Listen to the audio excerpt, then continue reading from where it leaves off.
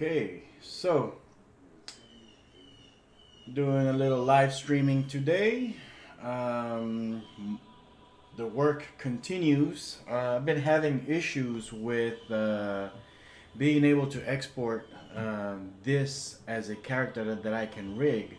Although I am getting closer to the goal because I have been able to rig this character up with the bone system inside of 3D Exchange. Now that 3D Exchange itself doesn't exist, supposedly it's been integrated into iClone. I mean, I'm assuming I should have the ability to rig this within iClone, but I don't know how to do that, so I'm going to continue to play around with it inside of. That's good coffee.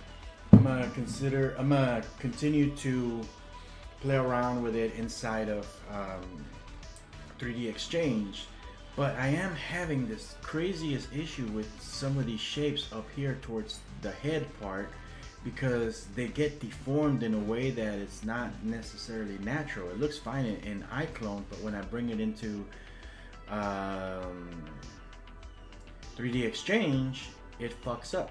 So I have a feeling it has to do with the way that it's rigged or something. So I'm gonna, let's see here, remove object animation.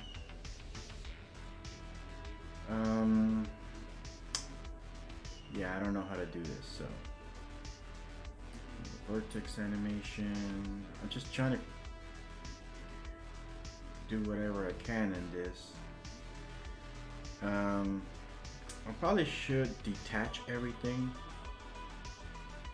Remove object animation, rebuild collection 3. How do I detach stuff?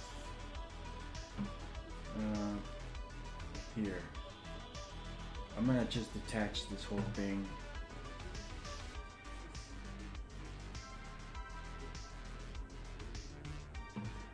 And I'm gonna try to just kind of replicate my work, and for the first pass I'm not going to try to rig everything. I'm just gonna see if I can just import it in a state that is basically stable.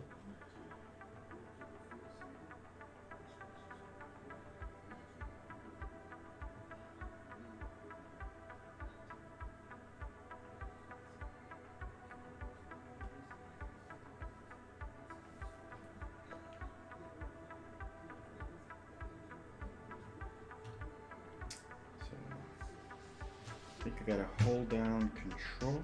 Yep.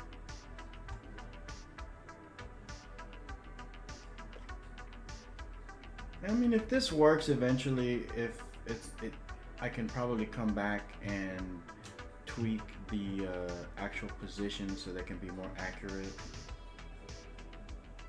Got my orthogonal view. That way I have a nice and flat plane to look at. So this thing here, there's got to be a simple way to just reset everything so it's a nice little sphere that's not transformed, right? But I don't know where it is. We're gonna try it anyways. Go to modify. If I select reset transform, that might do something.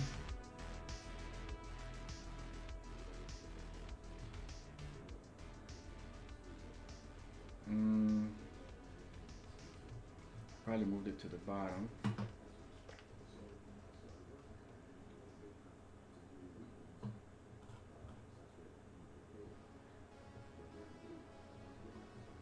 So let's see what that looks like if I try to. Still has a bit of a wobble.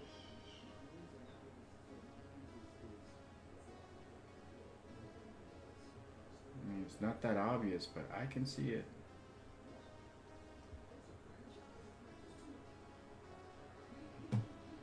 So put 180. All right, I guess 180 is too high up there.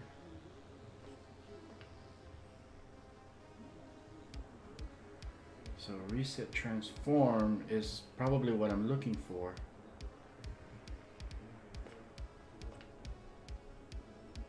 That's probably what I was looking for.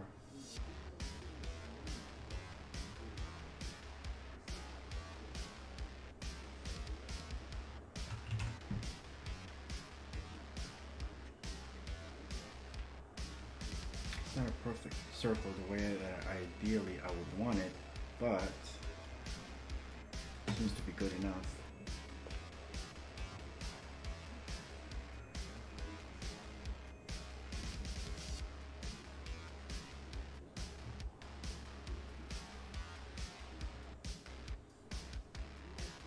It's all wonky.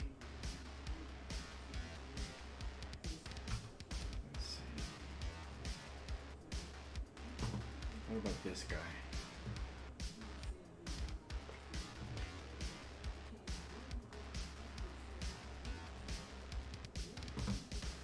So this guy, we're going to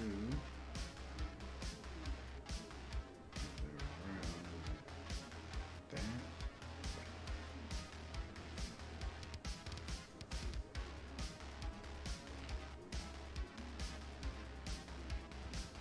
Think maybe that's what I need. Jeez, I hope so. I'm gonna rebuild those spheres based on this one here, if I can get it.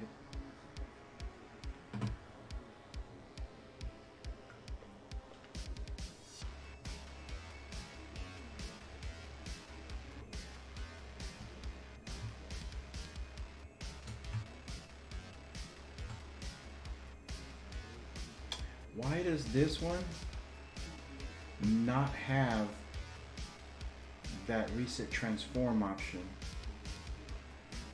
That's very interesting.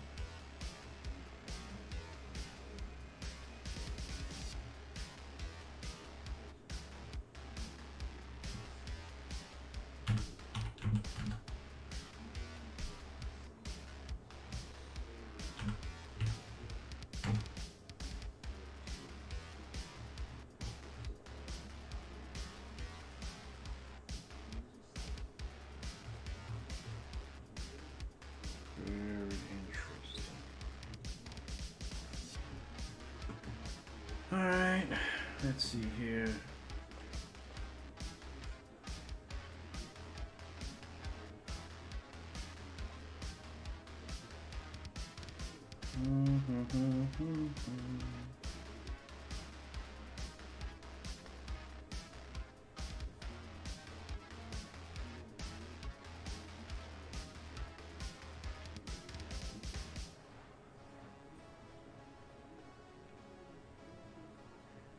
Man, somewhere in there. There we go. That is so odd.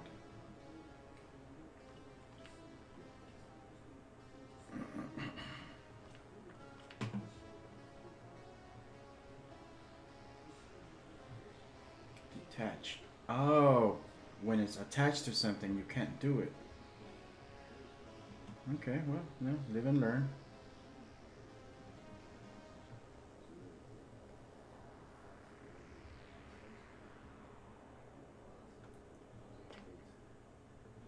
So, just learned a thing.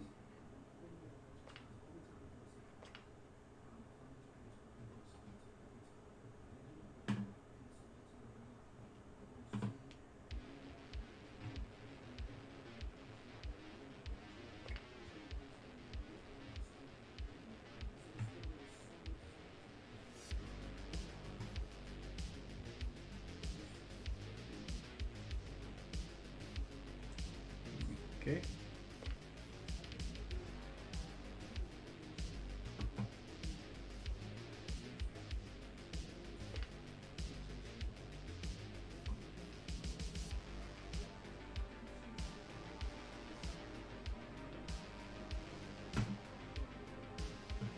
I don't really know if I need to keep doing that, but I'm gonna do it anyways.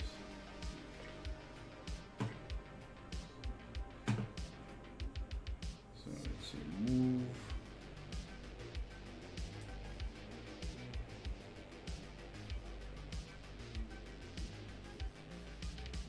This is supposed to represent the ear. You put it slightly above that. As a matter of fact, since it is the ear, what I'm going to do is I'm going to break it off from here.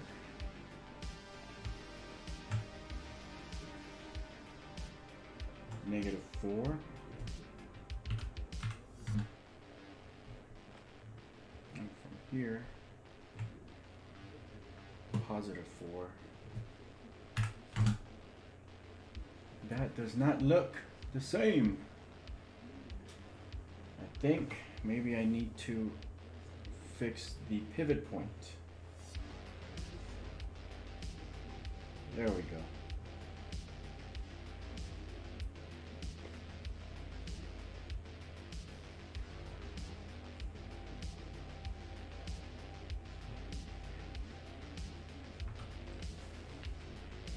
So, with that pivot point being adjusted, we'll move it negative. I wonder what -5 looks like. Is that too far? Let's do -4.5.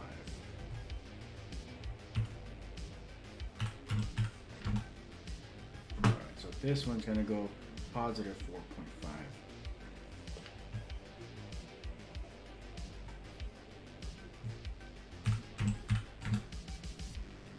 I wonder if I can jump into this one to fix that pivot point. Yep. Maybe that's what was screwing me up.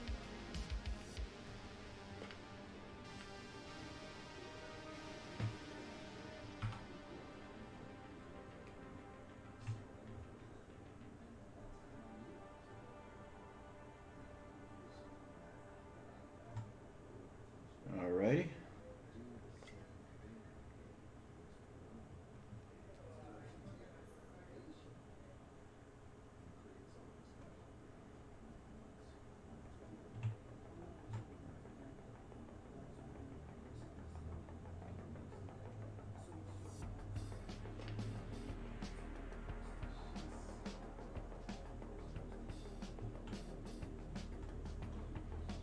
We will bend it around.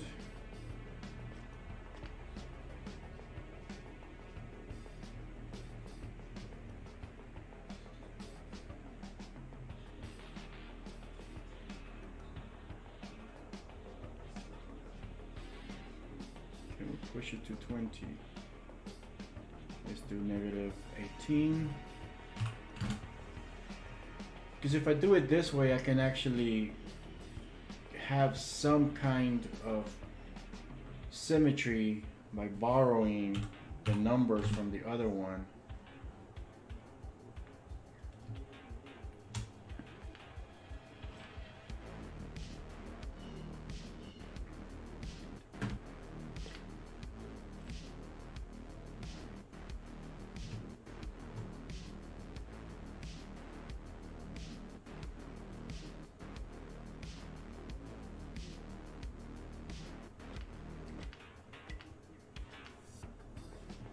Okay.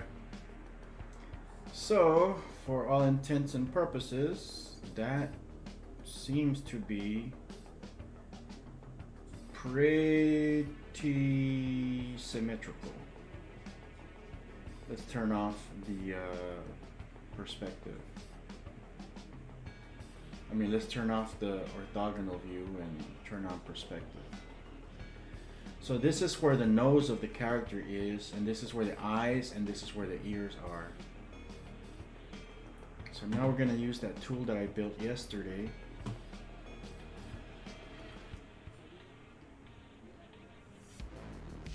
To basically regenerate the swatches that I need.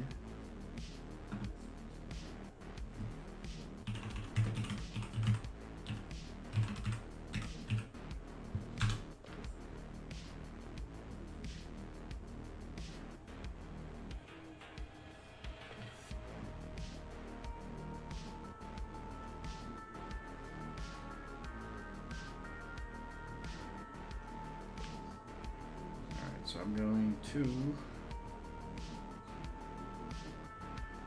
sample these colors and bring them into iClone. And I do need a basic folder to work with. Any folder will work, it just needs to be an intermediary folder.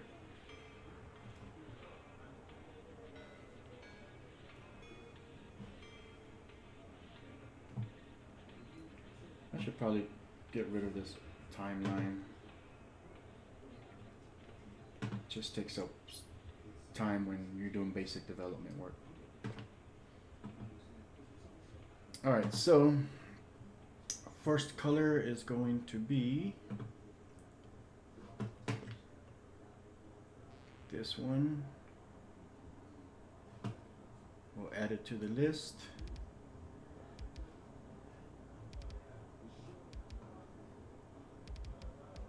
Then we'll go to the next color. Add it to the list. Then we'll sample the next color. We'll add that one to the list, and we need one more. 1, 2, 3, 4. Okay, yeah, one more. I'm using the little custom color picker. So I have my 4 colors I'm gonna need for 1, 2, 3, 4. I'm just gonna go ahead and get them out of the way. And the way I'm gonna paint this is simply drag it from here to here. I'll select this guy and drop this in there. Perfect. Then I'll drop the next one. And now I could just drop it directly onto the object. Oh, I can't. Fuck. I can't do that. You know why? Because I need to make sure these things are unique. So we'll go here, click there, go here, click that, go there.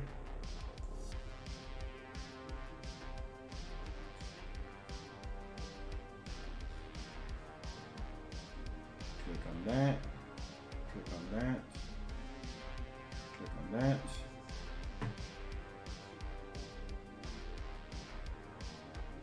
Click that. And that. Okay, so that should have made all of those textures unique, so it doesn't use the same texture for everything. So now, the second one, I can just drop it directly onto the object. The third one. The fourth one. Perfect. I don't need these anymore. And let's do the other side. So we're gonna sample the next color in the series. I need to make it so this little app can, as soon as I click on the sample, it automatically adds it to the list, so I don't have to press that button. I hate developing tools that are overly clicky-dicky, and that just feels like there's an extra click in there that I just don't like. But I'm not gonna mess with that right now. That's something for later.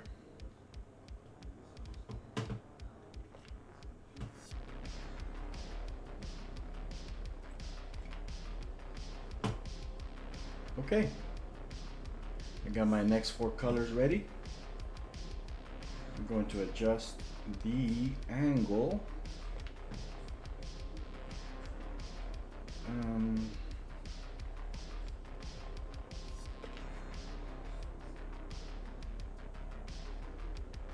generate my new swatches.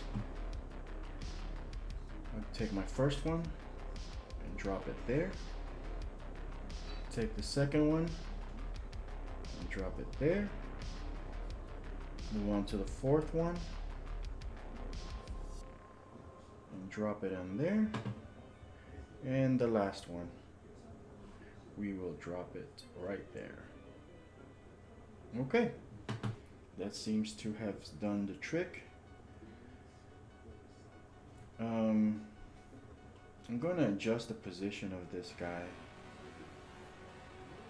more towards the middle because I'm looking at the illustration of the template thing, and they do seem to be like right,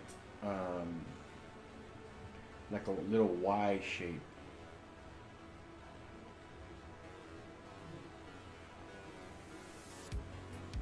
Gotta always keep in mind that I'm doing this for the computer and not for a human audience. So what the human sees doesn't matter. I mean, all that symmetry stuff kind of,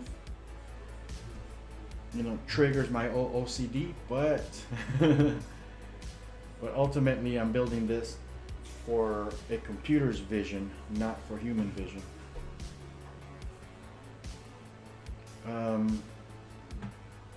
It looks like render modify. Looks like if I were to go here and just look at this thing from the front, these things actually kind of go down.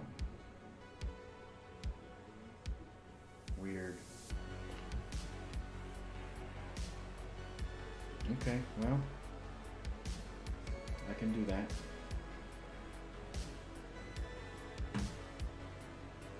I need to turn on the orthogonal view for this. It's easier to judge.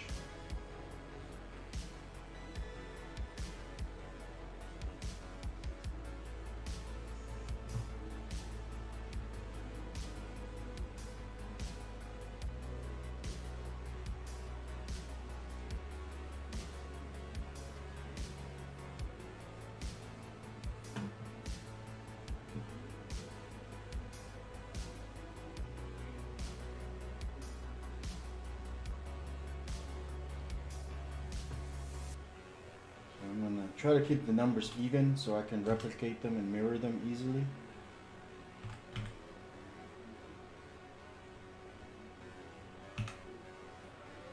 So this should be 94, 42, 24, but this is it should be a positive. So I'm gonna do positive 94. It did not work.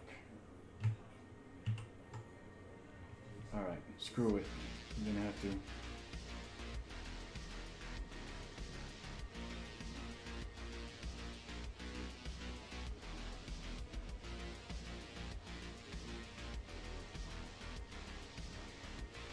Okay. Looks like the numbers are consistent then. I guess that's doesn't apply for that. 94. Okay, so this is probably gonna be negative 42. 24. Okay, so that was still fairly easy. Let's see if we can push these up a little bit. And again, based on my little chart, it looks like I need to bring those down even more, but I'm not gonna do that just yet. I'm gonna test it. I just needed to make sure that it kind of works. First of all, I could want to get the rig working, but once I have a fully working rig and I know the method works, then I can come back and be very technical about the positions and where everything needs to be. But based on the chart, it seems like those ears need to be even further down, like even below the nose from what it looks like. I'll fix that later. Let's work on some parenting. So this is going to be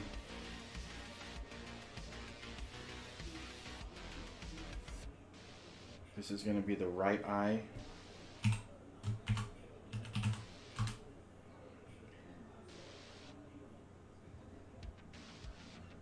Or I'm just going to call this right face. Probably not the accurate term, but I don't have the chart next to me. Oops. It's going to be the left eye.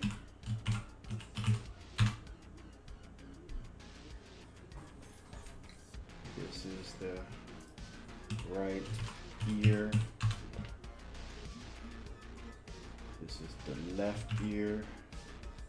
Somebody who really knows what they're doing would probably have done this so much easier and faster than I could ever have done it. And again, I guess I'm the only one who's really interested in getting this done.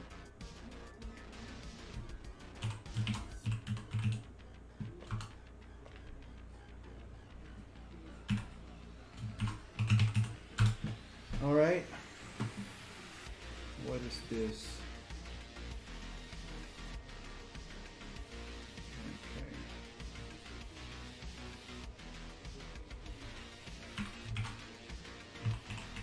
Still don't know why they called this particular body part the brow, but to each their own, as long as it works. So this goes parented on that. I wish I could just drag and drop this, you know, that would be freaking awesome. So okay, modify, parent, nose, left brow, parent, nose, right eye, parent, right brow, right ear, parent, oops.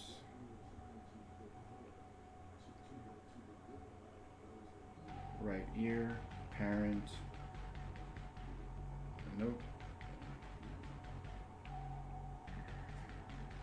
Right face, parent, right eye. Okay. Next, parent of child of brow, the ear. The face is a child of the eye, and the ear is a child of the face. And I think that gets us rigged up in a way that I have the child-parent relationships. So now it's time to test it inside of 3D Exchange, and this will be the moment of truth. So gotta save. iClone crashes.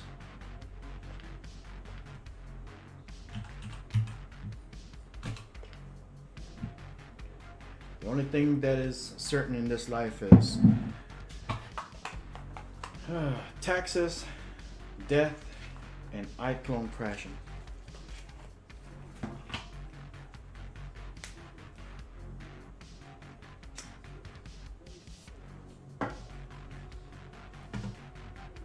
I'm gonna export this now.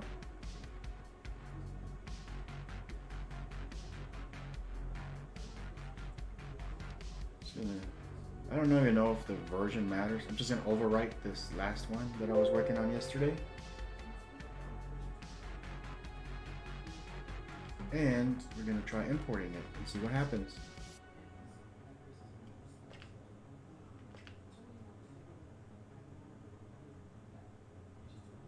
Nice.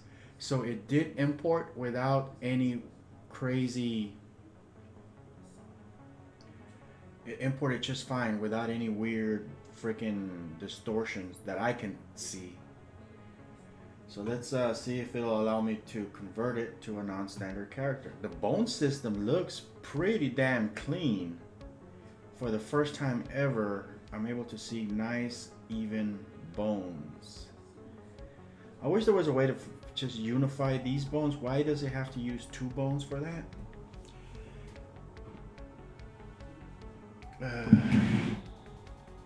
As I learn, I'll probably find the answer to that. But for now, let's attach this to the head. Let's map the upper torso to this bone here. We'll match the hip to this area here. We'll do the thigh bone, the lower leg,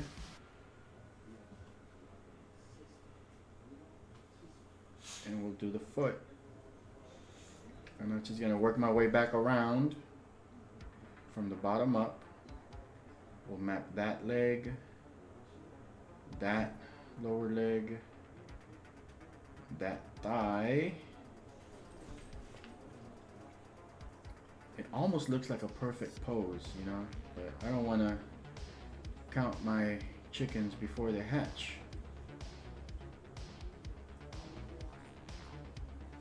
I'm ignoring this because this will just trickle down.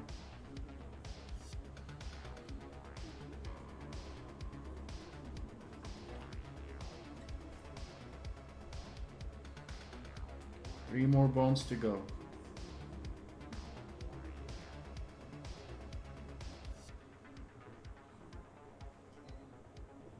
Bam. I think.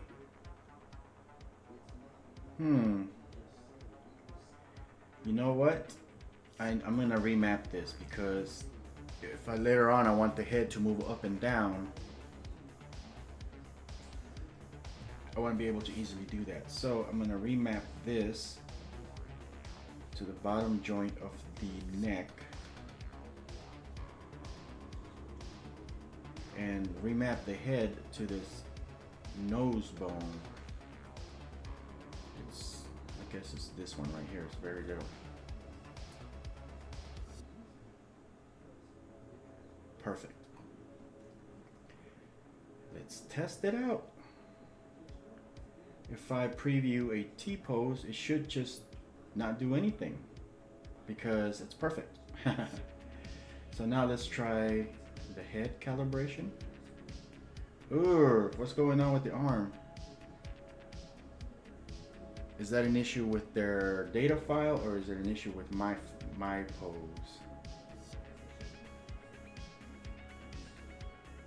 I don't know. I may not have mapped this correctly on the arm. Let's take a quick look again. This goes. Oh shit! That's what I did.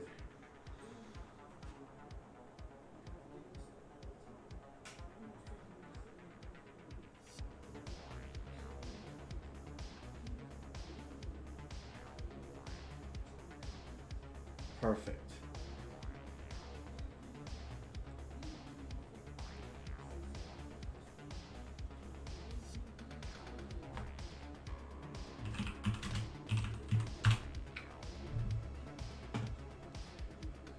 All right, so let's try it again. All right, so I do see a little bit of a difference now. Oh shit.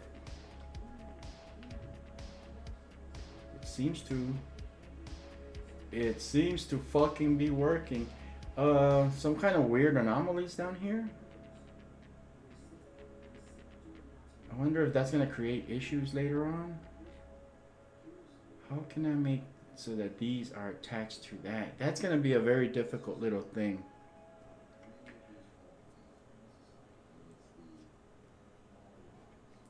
Let's see a basic walk.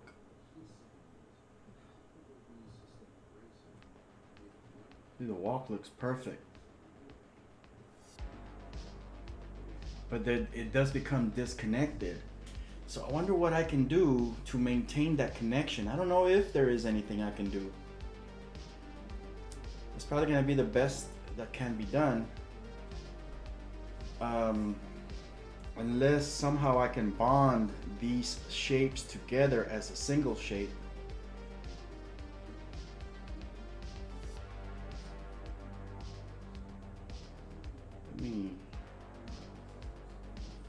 Let me see what it looks like if I try this. Yeah, no, that definitely doesn't work. This needs to be a single shape. These three bones here, I don't know how to do that. If I can do that, then the issue will be solved.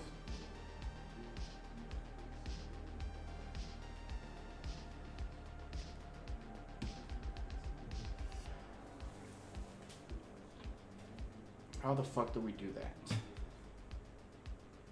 It's gonna require some noodle flexing. But you know what? For the time being, I'm gonna play around with this because now that I have this, you know, working in a mostly proper way, I can probably get away with a lot. So let's remap this to this. Well, yeah, you know what? It was worth the experiment.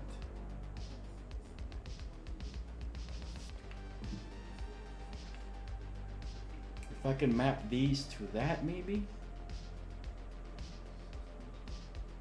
Expand this, I'll take this and map it to that. Let's see. I have a feeling it's gonna fuck up. Yeah, it fucks up. Wonder what happens if I map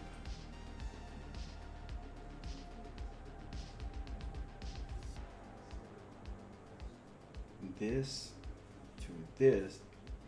Nobody does that, but I'm gonna do it because it may lead to better possibilities. I don't know. But now it has more relaxed shoulders, definitely.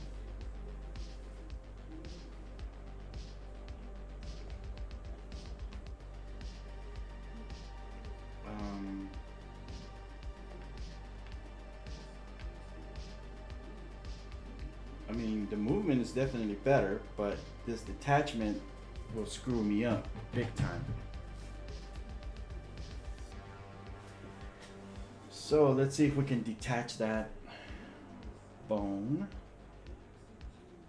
How do I do that?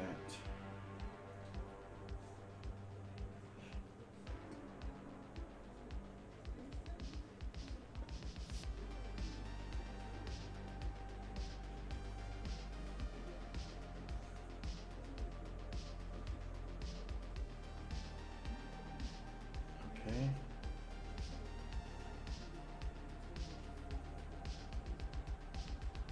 Okay. But I know it's gonna get detached when I do other poses, like upper calibration. Oh shit, it's staying there. Which one was the one that was detaching it? Huh. Well, I have no idea what I did, but it seems to be working. I may not have to come back to this.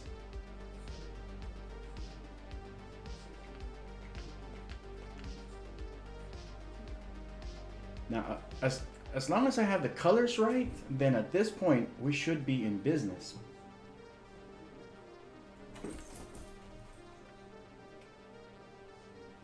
Let's make the bones a little smaller.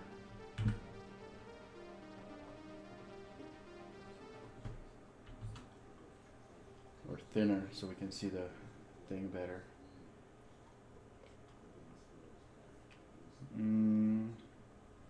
There's no rotate function here. I don't know what that does. I don't know if it ever becomes available.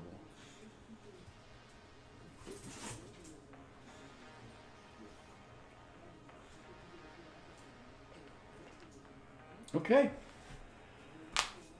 Woo! Jesus.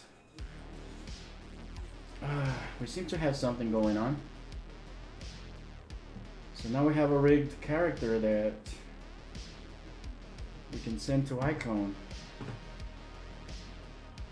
But this won't send it to iClone because it's not connected to iClone 8. It'll send it to iClone 7. So let's see, maybe we can export it.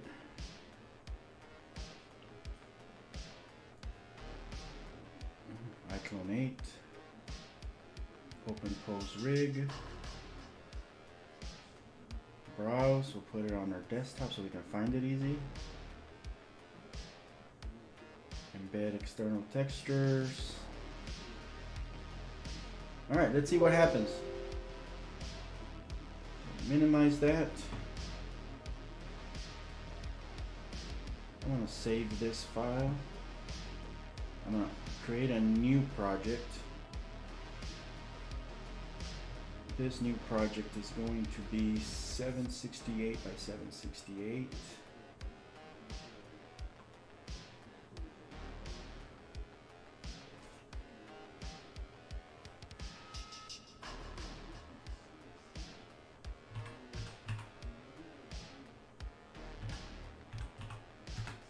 And I want to have like a neutral gray color or maybe a black. Let's do black because the export, the final export should be black. So let's see.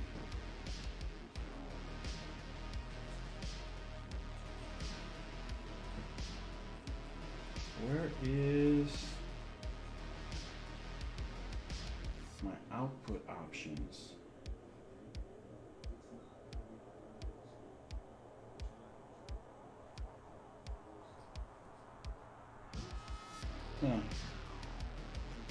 There we go. So background, black, okay. We'll deactivate the image.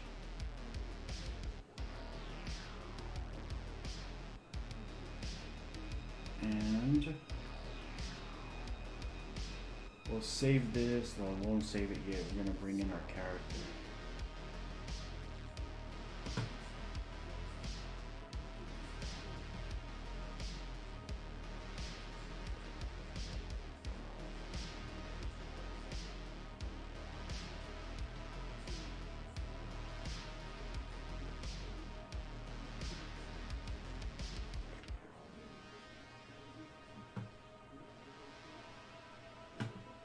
Okay, so we have an OpenPose rig.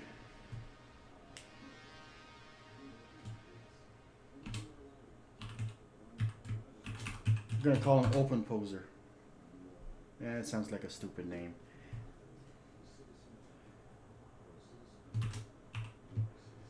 I'm gonna call him Mr. Sticks.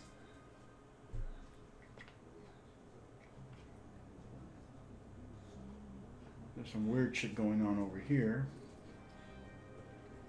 Yeah, there's gonna be some opportunities here to like really fix them, get them working.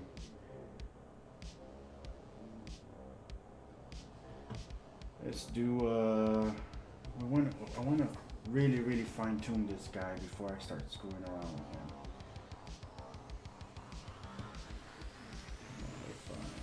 Transform. I'm gonna put them right in the center if I can. I want the pivot. It's not giving me a pivot option. I need that pivot to be up there, a little bit higher.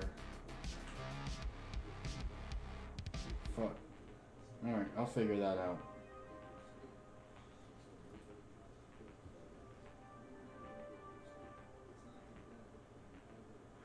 Okay. This, I want this to be like right up there, not below, so that he can actually stand on the ground. But I don't know how important that is really in the context of Stable Diffusion, because ultimately you won't be able to see any of that. It's just about grabbing the pose. But oh man, this is awesome. So let's save this. Save project. I want to save it as a project that I can bring in later.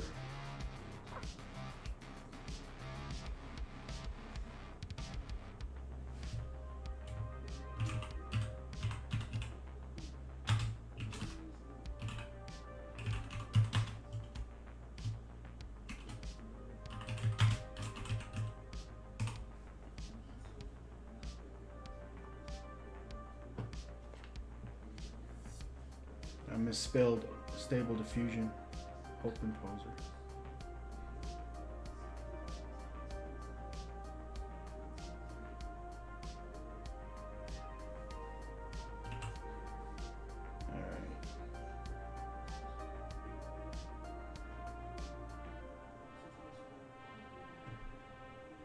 So anytime I want to work on a Stable Diffusion project, I can just do that. So now let's test it out.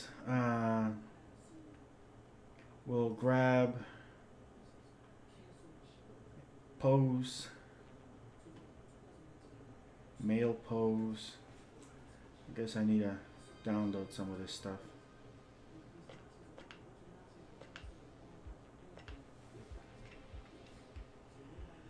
We'll do the do.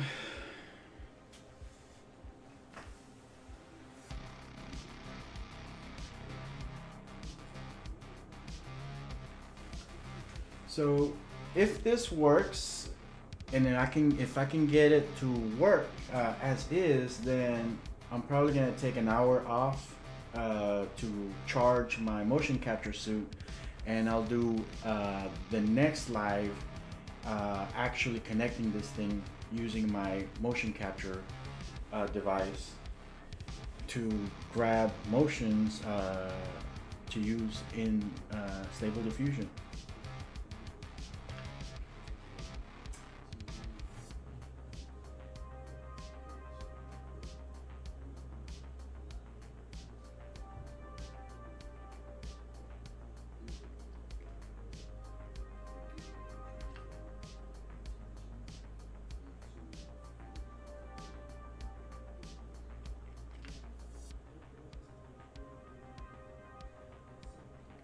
Let's go back to the one that I was going to get originally, if I can.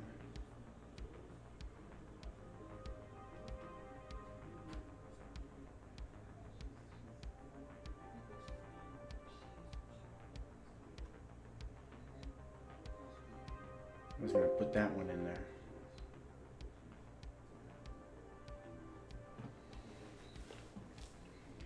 So I have this guy here.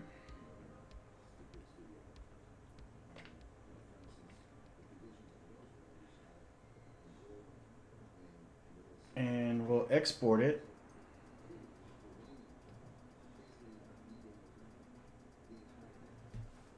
.768 by 768. Lock it in. I'm gonna do a JPEG. I think one of the things that I need to do this character is make it so that there's no shadows on it and the whole thing is self-lit. I don't know if I should just go ahead and do that right now, or whether or not it'll let me.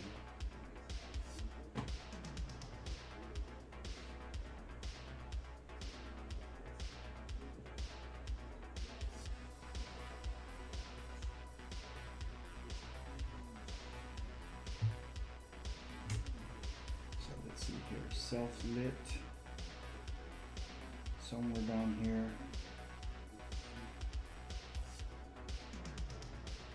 What does this do? Okay, that's the strength of the texture on the thing.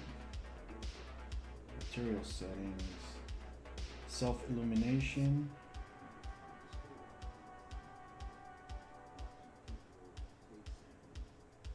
Oh, fuck yeah. This is what I need. Self-illumination. And let's do the opacity.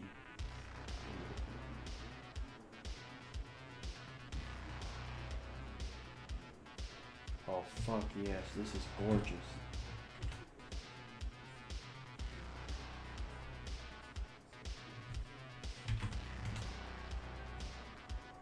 And this is a little bit more in line with what everybody else is doing in terms of this particular OpenPose character rig.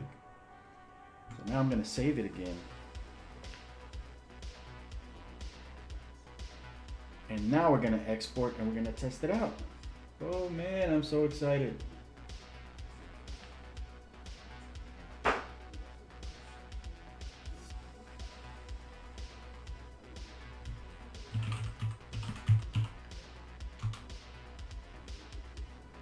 So I ended up with this thing here. All right, let's see if we have Stable Diffusion open.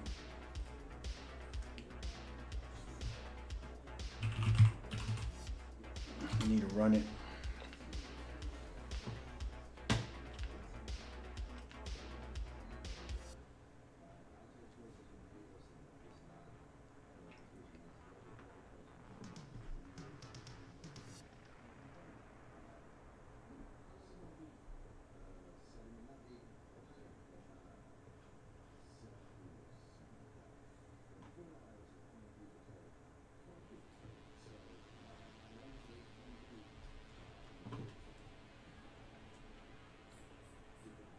do wish you could like collapse this all the way to the side instead of having to close this in order to work with this thing.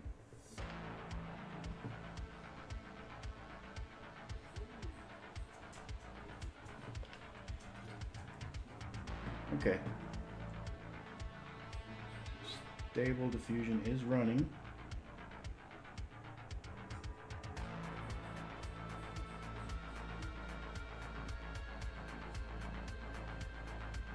And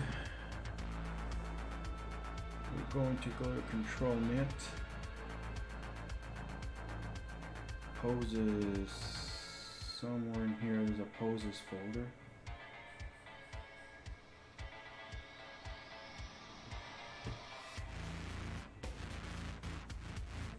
Standing. That's our pose. That's our baby.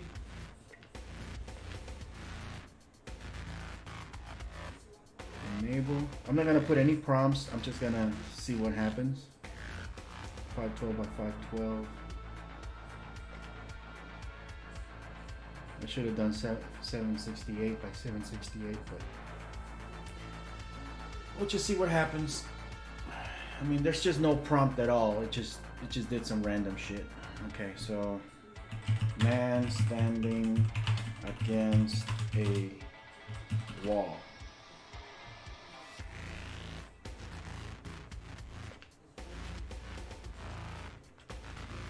Oh, well, you know why this is not gonna work yet? Because I also need to make sure I tell it to use the damn thing. Open pose, generate.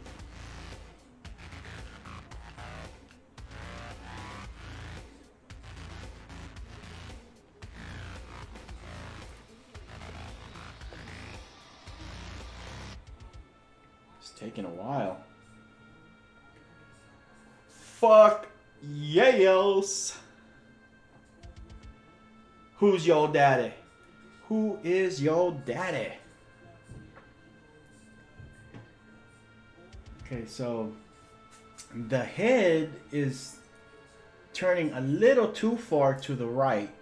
So that tells me I probably do have to tweak my my model so it's not doing that extreme. I'm gonna render 4 of them, and just to kind of see if this was just like an anomaly or if it's definitely doing that. But in terms of the pose, you can see here that that's what it's doing. I definitely need to adjust the position of those tracker points on the head so they're not so extreme.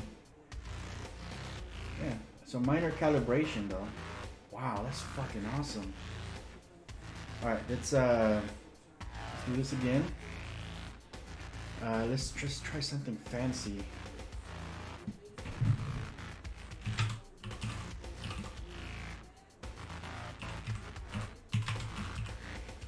Let's do a portrait.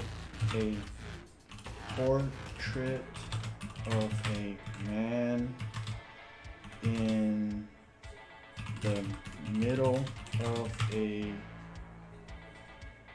city square.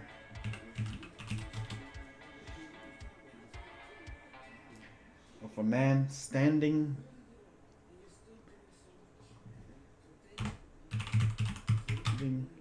next to a lamp post in the middle of a city square.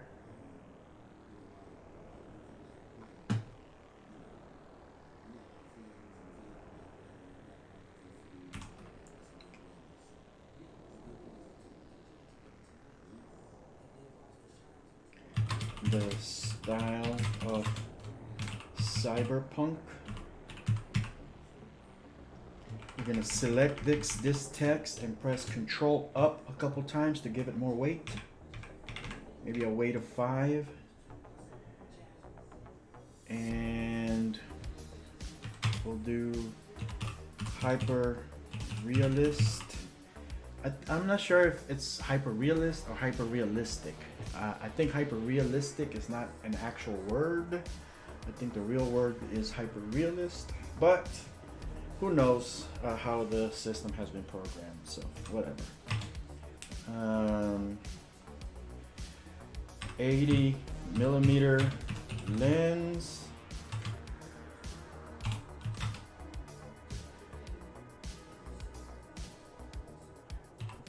We want to see lots of bokeh.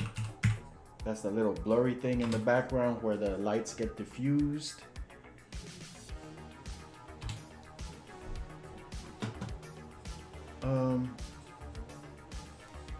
Rainy. Let's add rainy. Let's add some rain. Let's put some negative prompts in here. I have this thing. I need to run my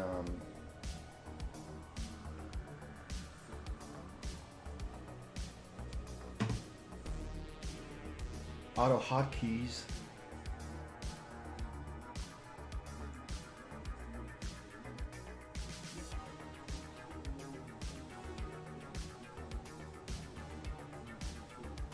I have an auto hotkey script here that I always forget to run.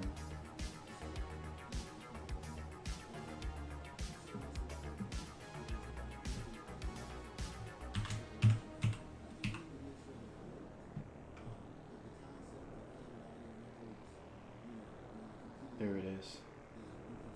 I just gotta make sure I run that script because basically I have an auto hotkey script that whenever I type certain words, that I often misspell, it automatically corrects them for me, as well as when I do certain things, because having to type negative prompts, I do end up doing a lot of similar negative prompts over and over. So rather than having to retype everything again, I just type in -- neg, and it automatically puts a few negative prompts that I always use. So that's a little time saver. I'll do a video on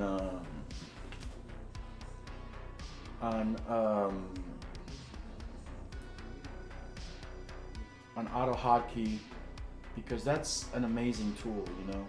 I need to make sure I tell you guys about it because it's a very useful tool and I think a lot of people will benefit from it. So I'm having it generate 4 different images, and so far only one of them looks like it's gonna have that lamp post. So this is my 4 images. Pretty good. So the head on the other guy was probably an anomaly, you know.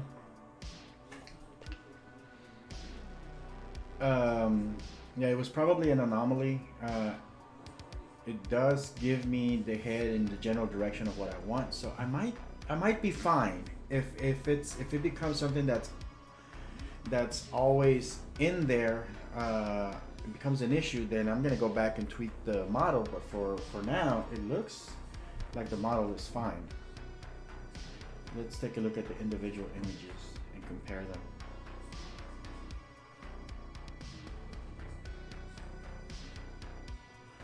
Pretty accurate in terms of where it is.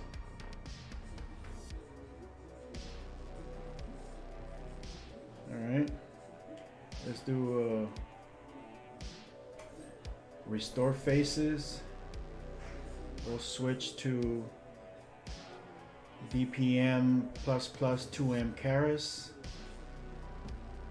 and let's take a quick look at that one just to see if we can get a better image quality or whatever. Now that particular post looks like shit when there's nothing that he's actually leaning against. There needs to be like a lamp post or a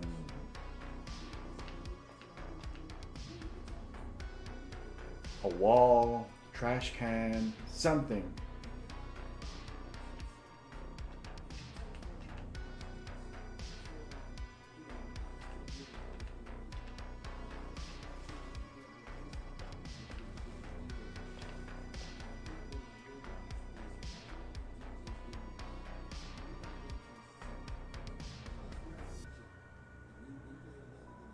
Okay, so the images themselves are fine. I mean, not great as far as images that I would want to use in anything, but that's not the purpose of this, you know. The purpose of this is to really nail down the poses, and this seems to be working perfectly fine. Let's do a different pose. Now, you know what would be cool is if I could somehow bring the live view from fucking um, from iClone into here without having to render out. And I think I could do that using a screen capture solution, maybe using OBS or something with like a virtual camera, because I think there is a plugin for Stable Diffusion that will use a virtual camera. I might be able to. I'll have to look into that deeper. But yeah, this could lead to some seriously badass solutions here. I don't think I need this anymore. I don't think I have to save it. I mean, as long as I have the iProp or whatever they call it. Excuse me. I can always bring it back in there and further edit it. So, yeah.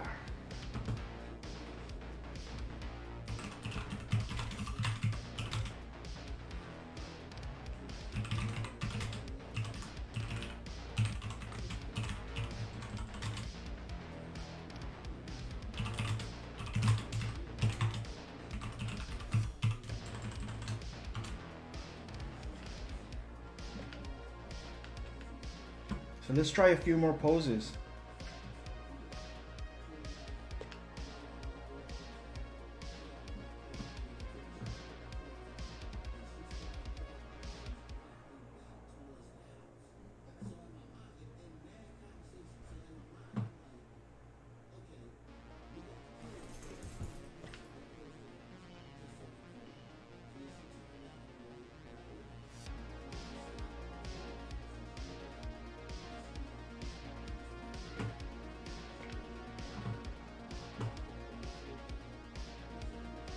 I'm gonna use this surfing looking technique, the surfing looking pose, and export that.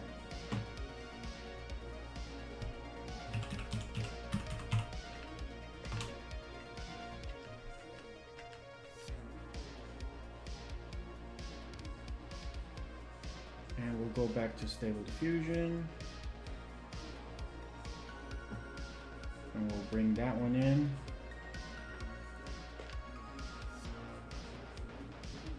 So, I mean, there's got to be a way to streamline this even further, because iClone does have a plugin API that I'm sure I can rig to just export to a folder and, you know, send a command prompt call to iClone to have this automatically loaded. So there, I'm pretty sure I could do this. I'm pretty sure there's many ways that I can do this now that I have a working iClone model. Let me see if there's any other options that I can play with. Yeah, no, I don't see anything else.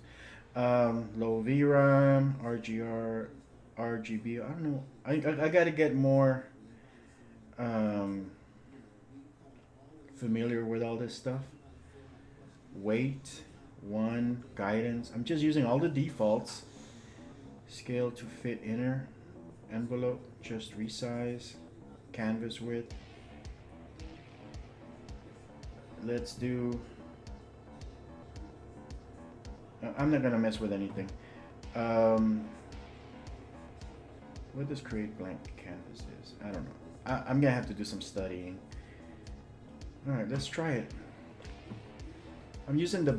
I guess I'm using the default model. I'm gonna play around with some different models too. Stable Diffusion models. Oh fuck! I didn't fully utilize the surfing thing. I was gonna put them on a surfboard on a beach. Fuck, dude, this is working. and it's so easy to pose them. So even without a motion capture suit, you can just drag and drop a pose and export that, or you can go into the animation tools and just, you know, create your own animation like pose and export that frame from there. And I'm sure we can now also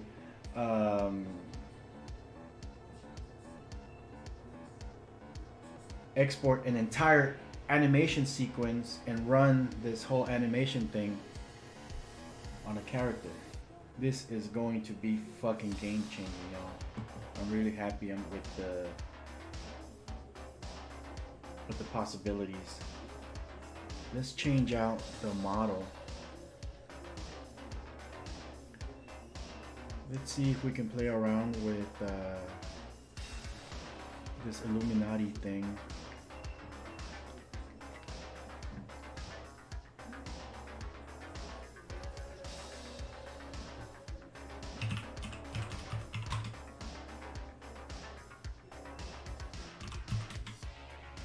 Oh, let's do an android portrait of an android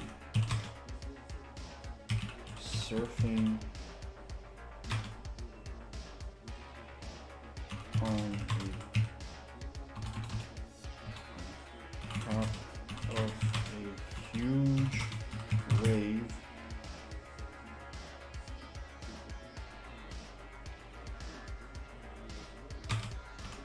in the ocean.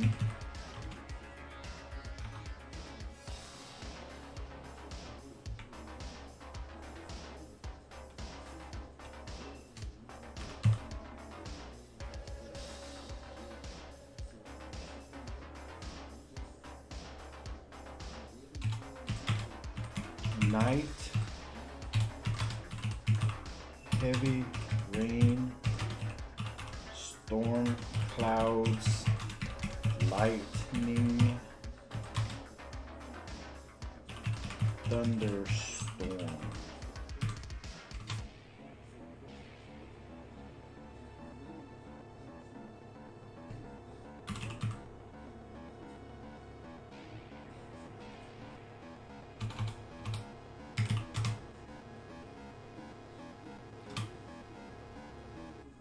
Let's see what we get out of that.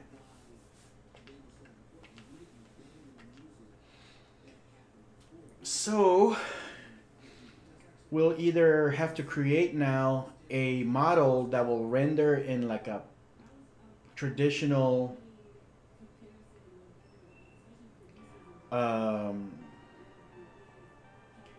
maybe like a traditional hand-drawn style that's reminiscent of storyboards, or we'll have to train our own model so that we can get a storyboard thing, so we can, so that, I mean me, so I can actually use this to create storyboards nice and easily. I also want to experiment with having multiple characters, so that's going to be another thing. So I don't know if it's easy, it's as easy as just duplicating this guy into different poses on the same image, or if I have to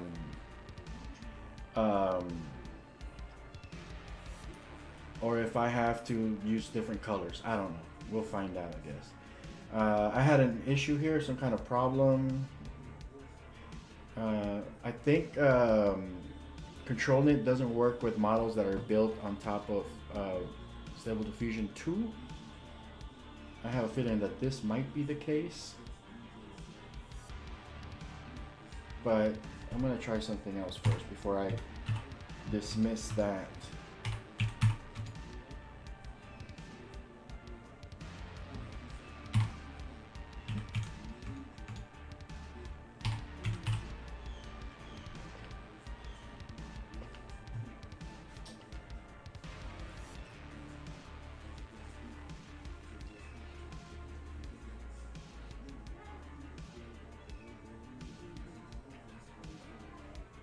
Okay, so I ran into an error again. Alright, so this model is not going to be helpful. Let's try this model. I gotta label my models better.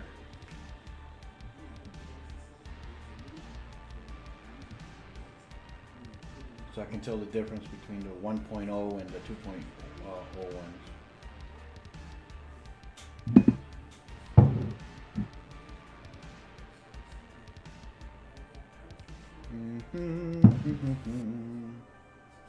Runtime error. All right, let's try this one. I'm pretty sure this one is a 1.0 model. So ControlNet apparently only works with version 1 and 1.5 models.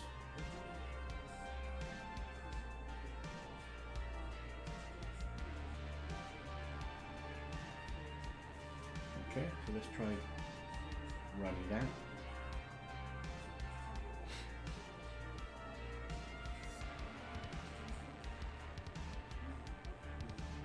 Okay.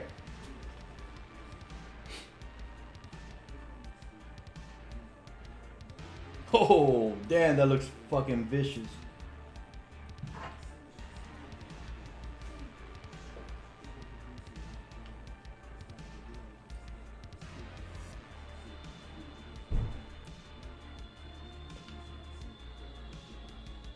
So another thing that I'm going to be doing later on, maybe not today, but at some point soon, is I'm going to try to create a streamlined method for generating facial textures to use in Character Creator. And I think this is one of the starting points, you know, to get the right poses and stuff and be able to generate like highly detailed or highly stylized faces to use in Character Creator. But I don't even know if that's the right approach, because ultimately I'm probably going to end up in a way that I'm going to be post-processing whatever I do in iClone through Stable Diffusion to give it a more cartoony look and feel. That's cool.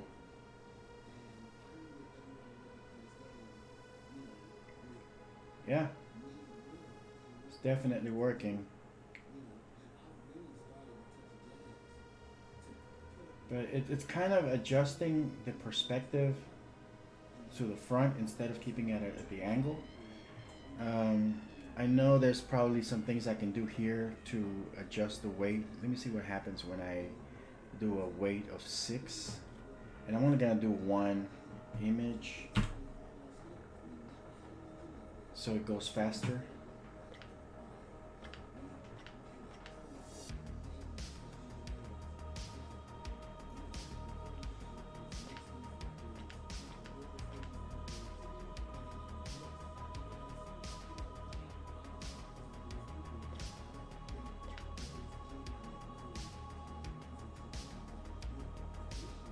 That is a freaky looking thing.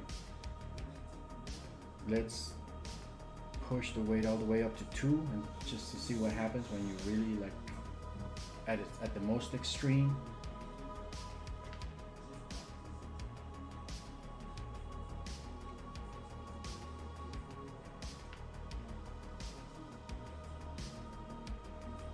It's a kind of weird thing going on with the right foot, right leg.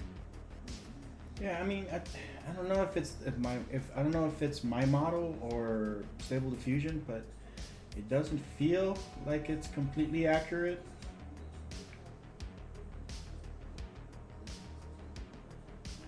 It's not giving me I mean, it's definitely a cool pose. Very interesting visuals.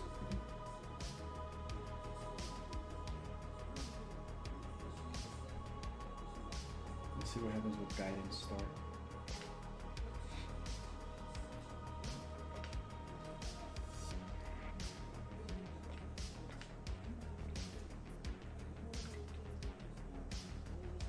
That's really far away.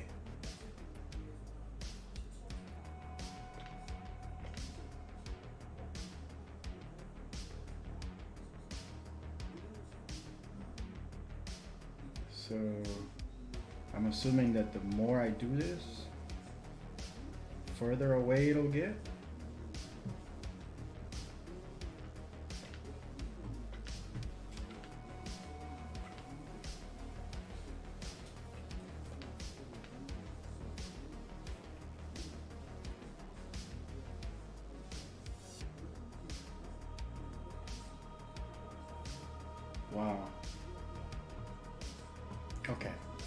So now I understand that a little bit. So if I put this, it'll put it up close. What about this guidance and what does that do?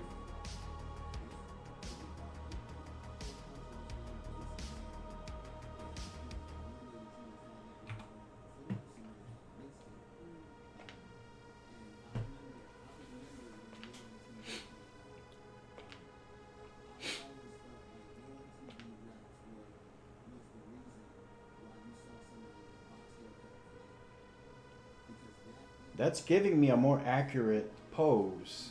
I'm not sure about the head. For some reason, it's still doing the head straight ahead, but everything else seems to be fine. Yeah, that's fairly accurate for the most part, except for the head.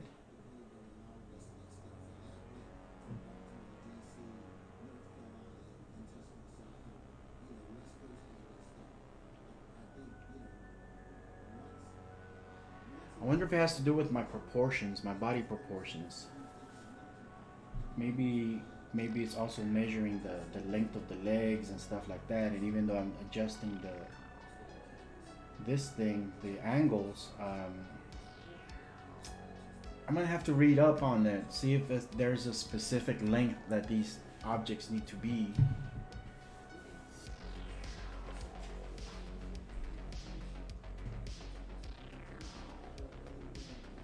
That is freaking cool. Let's see if we can make a... Oh, let me play around with my LoRa. I do have a trained model here, a trained LoRa on my face, which kind of works. I still have a lot of work to do on it.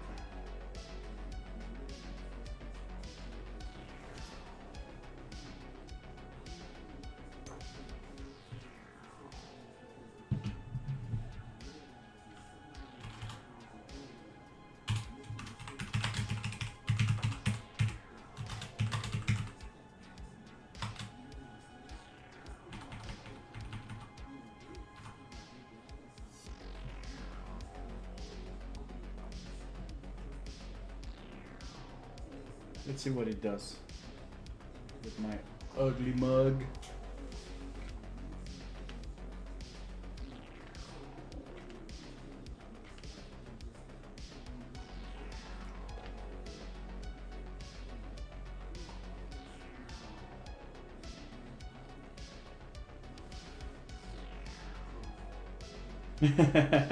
Did I leave the cyborg thing in there somewhere? A man surfing on top of a huge wave in the ocean at night. Heavy rain, clouds, lightning, thunderstorm, style of cyberpunk. Let's reduce the weight on the cyberpunk.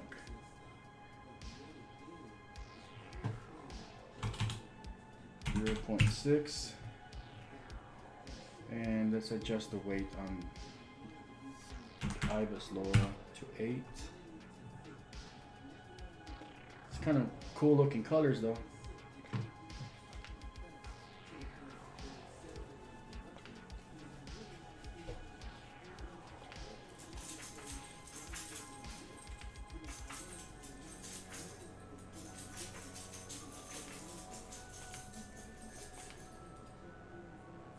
Look at that shit.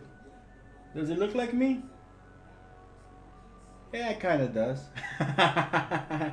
I'll buy that for $1. What's up with the hands though? Oh, that's fucking crazy looking.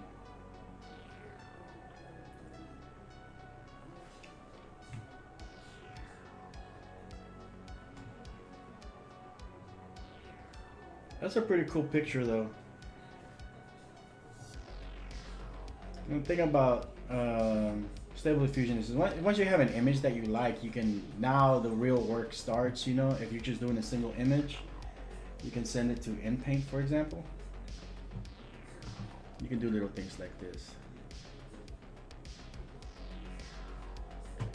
And that is supposed to be a hand.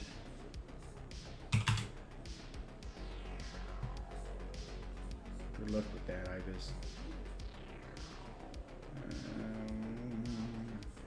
InPaint masked, InPaint original. Whole picture, only the masked part.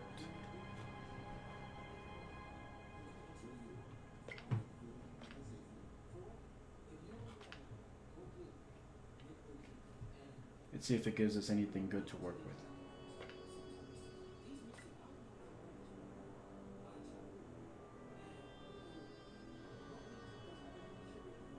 It wants to fix it.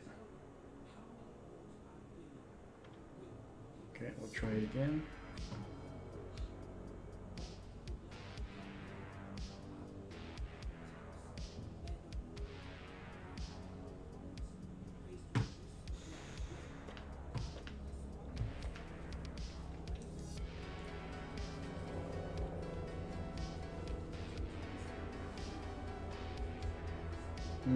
It's drawing the hand the opposite way.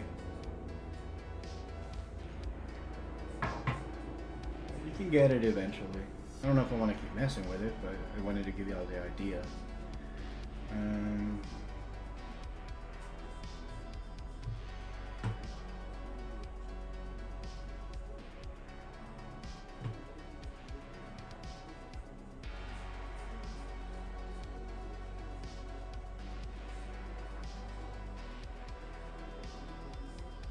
I mean, you keep rolling it, eventually you'll end up with a hand that kind of does what you need it to do.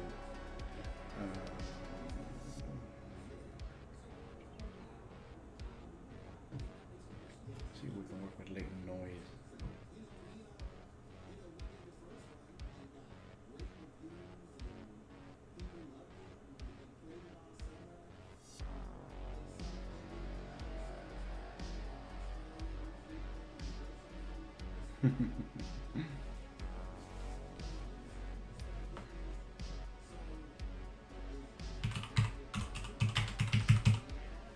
Maybe we can cheat.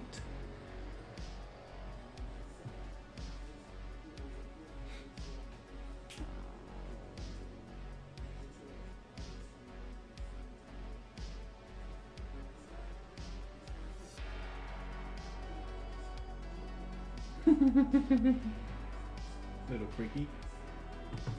Freaky. Alright. I mean, that's a really cool picture though. I like it. Let's see if...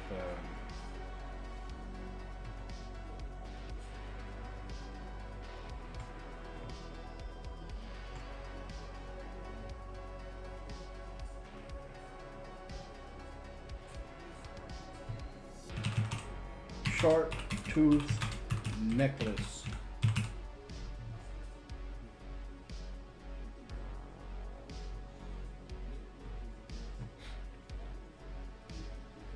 I mean, there's a bunch of options here that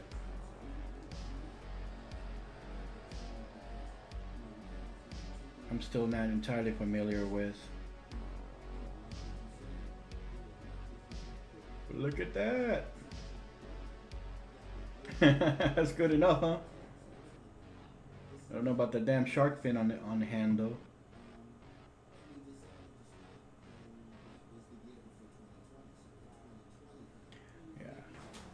Yeah. So anyways, the point of this is to really just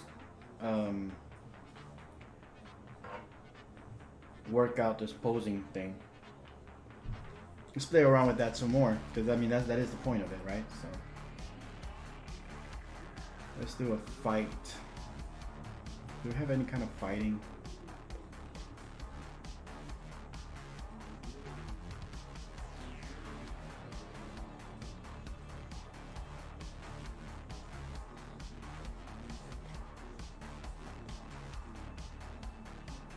We don't have a basic fighting thing.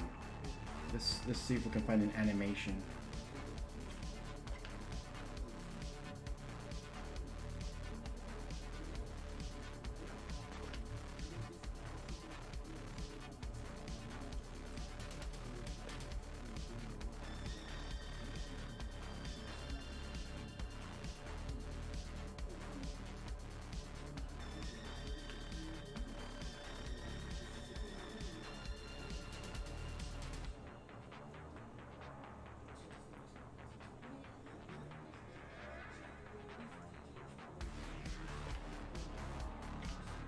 Okay, this is gonna work. I'm going to duplicate this guy. Always save your work. can't stress that enough times. Before you do any kind of major changes, always save your work. I'm going to switch to the front view.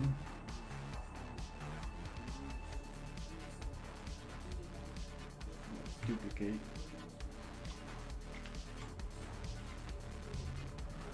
I'm going to give this guy this gun holding animation.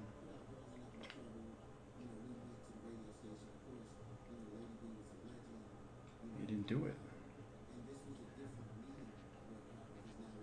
There it is.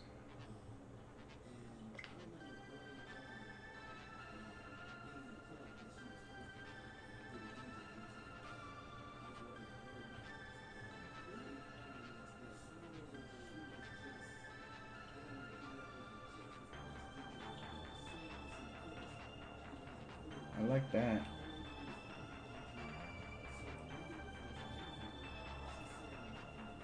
Oh, that's even better. Okay, I'm gonna use that one. I'm just gonna remove the animations from this guy. And it'll just keep whatever frame I'm on, and I'll be back on frame 1. So now it's no longer animated, it's just a static pose. Let's put him back over there.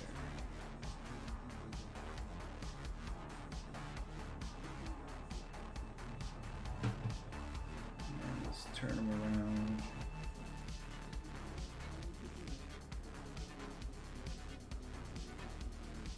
Like that. Now this guy, I want him to have, like he just got kicked.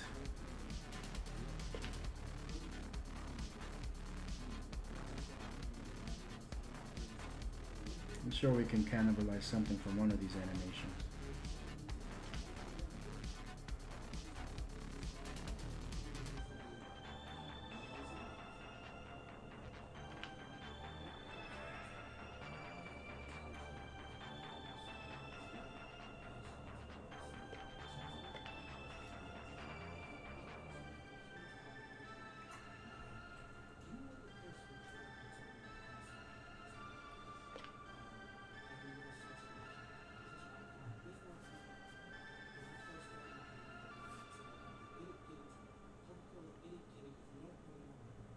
You know what?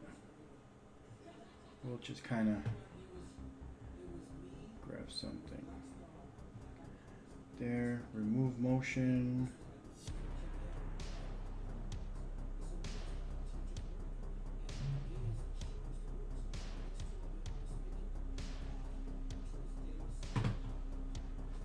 We'll go to modify, animation, motion. Edit motion layer, and we'll just kind of manually tweak these motions for this guy.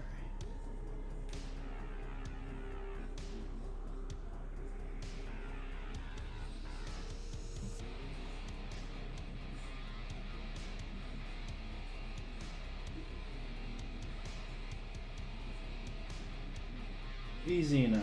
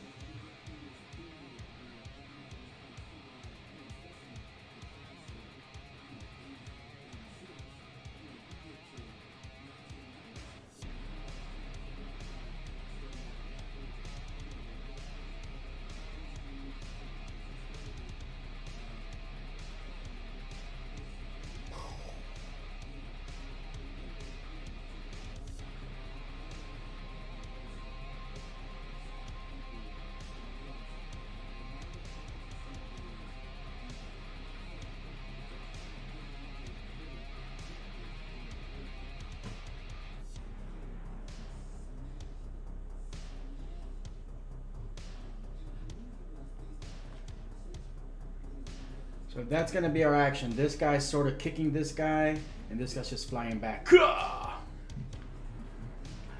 let's see if we can get two characters.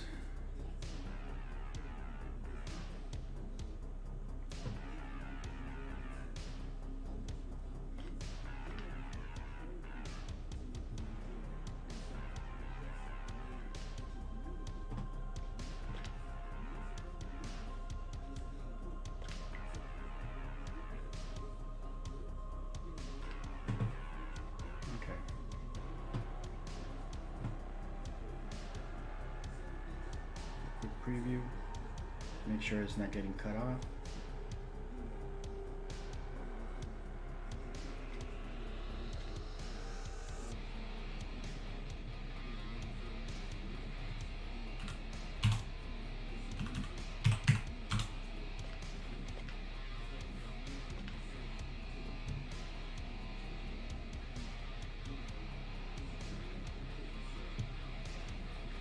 All right.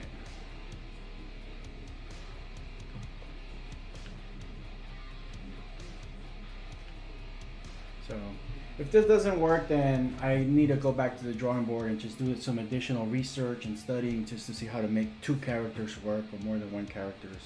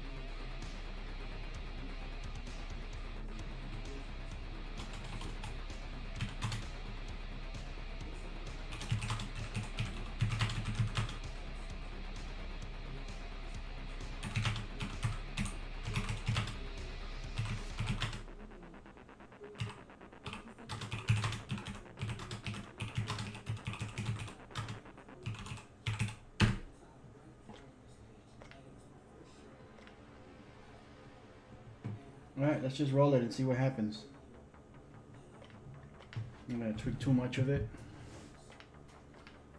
Ultimately, it's about getting 2 characters in here. I should probably try to do a... it's trying. It is definitely trying.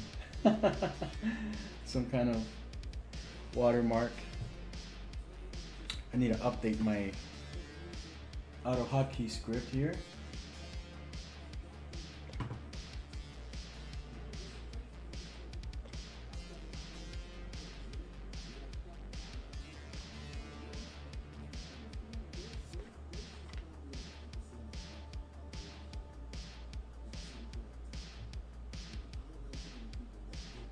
I didn't. Oh well.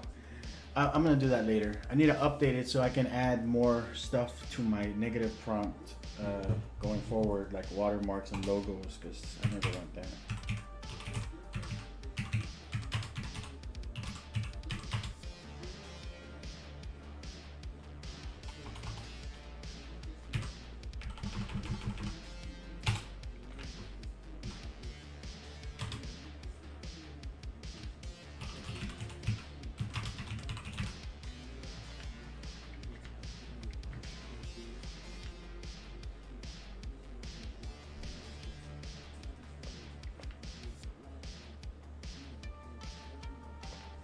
So there has to be a better way to really ooh, what style is this? I wonder if I can save this style. This would come in handy for the storyboard stuff. But this guy here is doing some crazy shit.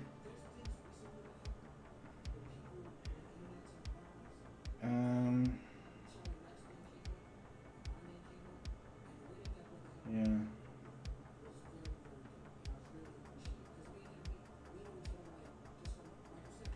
Yeah, I mean, there's something that I have to do with the weights so that it becomes more accurate. I mean, it's trying. I mean, the angle is there. It's using the skeletons. It's definitely using both of them.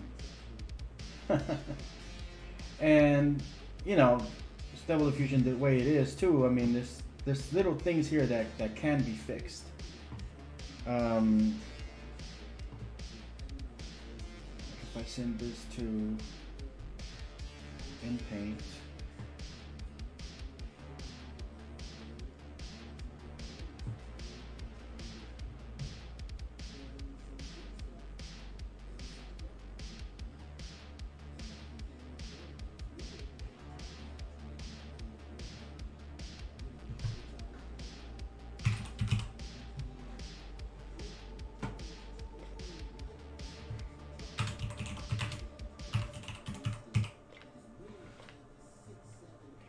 wonder if this uses ControlNet also.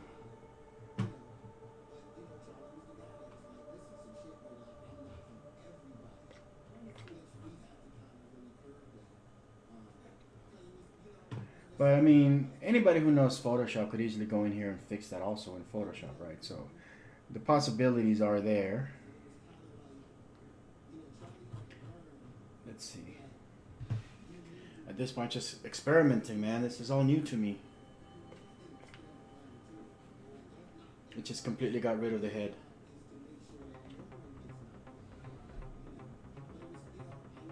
Let's see. Just enable original latent noise, only masked.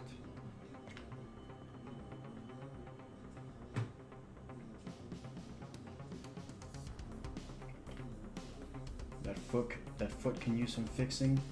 So the other thing is now I have become aware that at least the original Open Pose does support the actual feet in a way where you can actually show the direction and everything.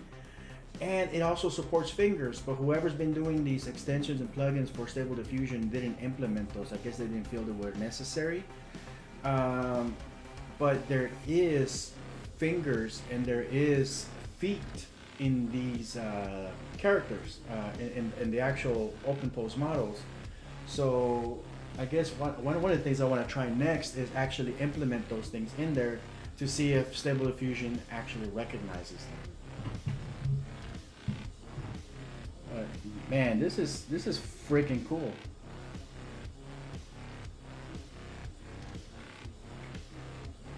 Let's see. Let's do.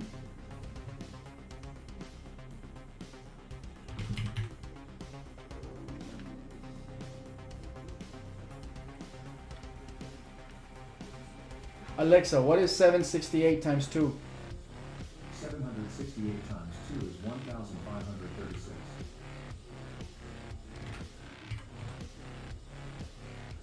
I think I heard it correctly. I don't know. Try to go for a little wide angle panel. Oh, I should have used that same seed. Oh well. Now sometimes changing the aspect ratio like this doesn't always work the way that you expect it to, because it always depends on how the model itself was trained for Stable Diffusion. We'll see.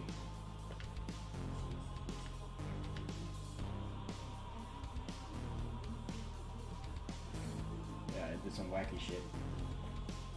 So maybe this one is not built for this type of aspect ratio.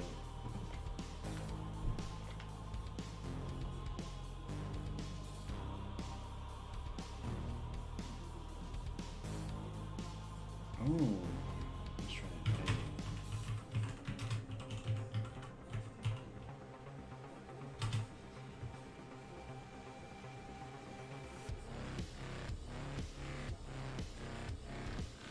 Let's do a widescreen. It's gonna be a big image.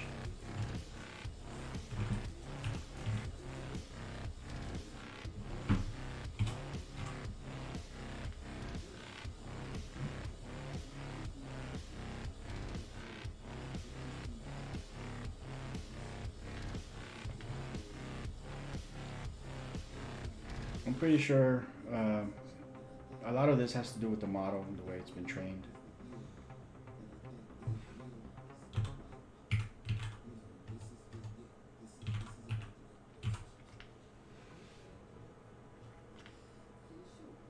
But I'm just curious as to see what happens.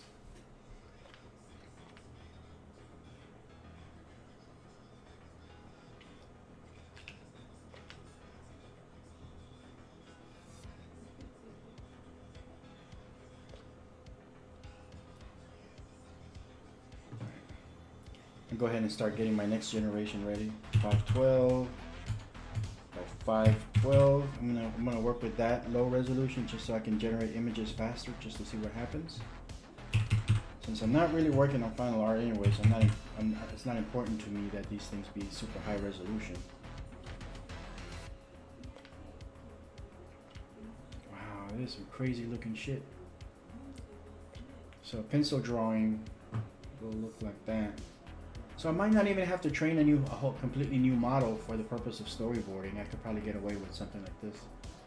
In fact, I could probably just type in a storyboard panel.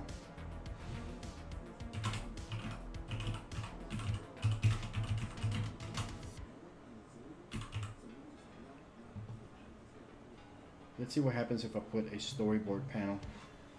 Because in my mind, that's assuming that that's going to be a hand-drawn pencil sketch looking thing.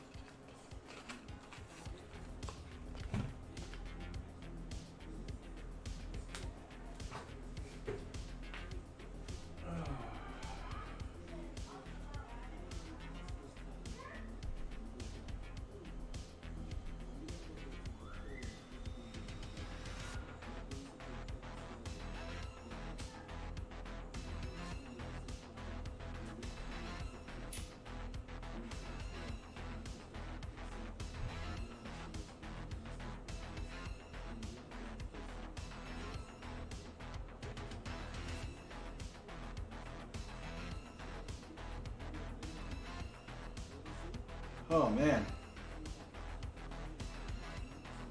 This stable diffusion. Wow. It does put some heavy stress on the CPU.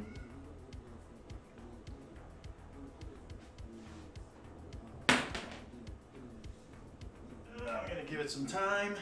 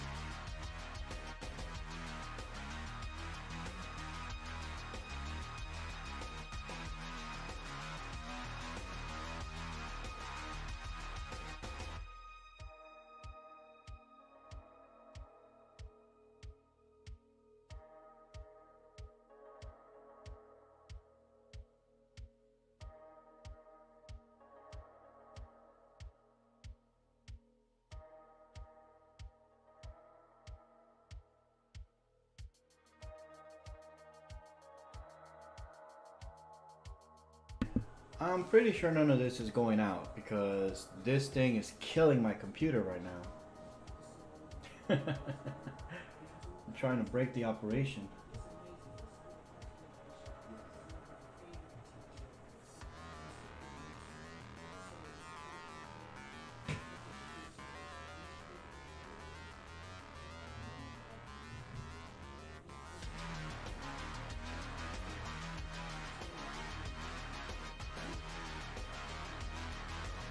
Come on, Stable Diffusion, work with me.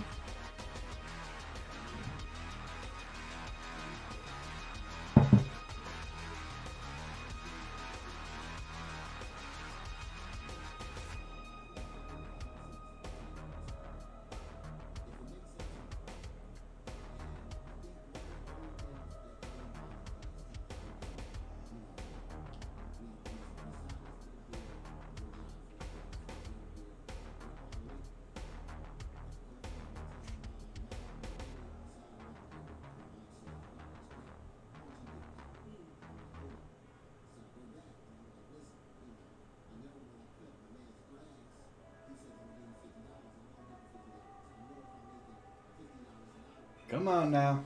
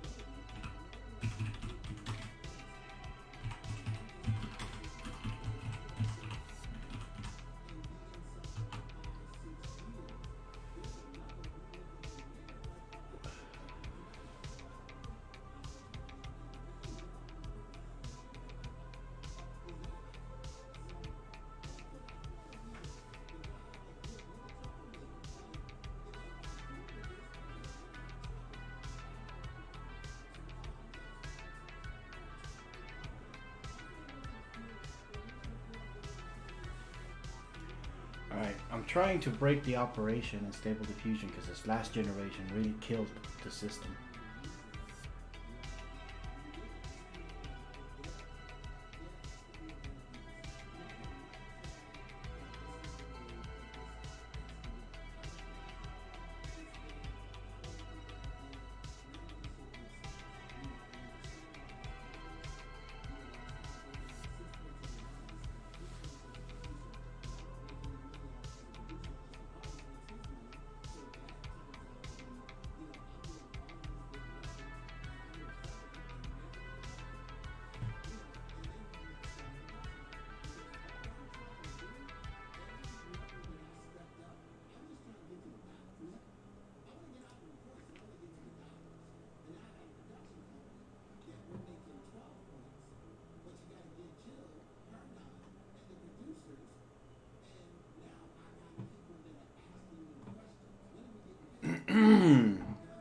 Alright, so that last operation broke the system. It just slowed everything down to a crawl. That was nuts.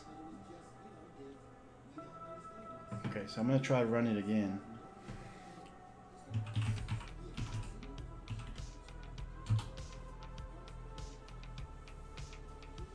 But yeah, I kind of learned my lesson on that one because it really just did not like it. It was too big, and I'm over here streaming and doing all this other stuff at the same time, and it broke the CPU. It broke the stream.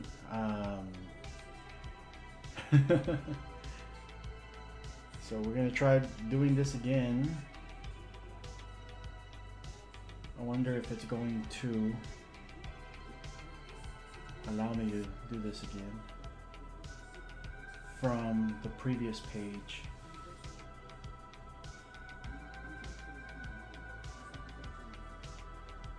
Alright. So in the prompt, I have a storyboard panel, and it generated this image here. Let's do another one.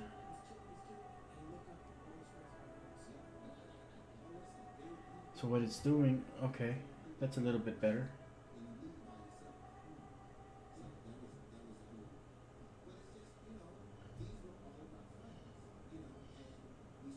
That's pretty cool looking.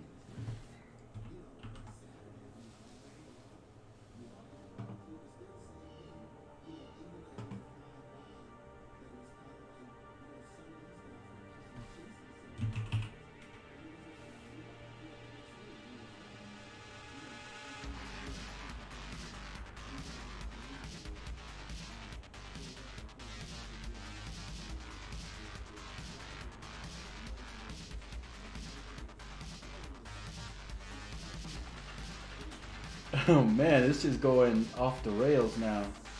What the fuck is that?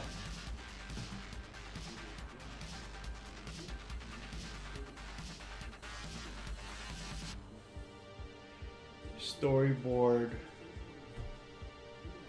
panel of two men fighting. Let's see if that's enough to make it understand what I'm trying to do.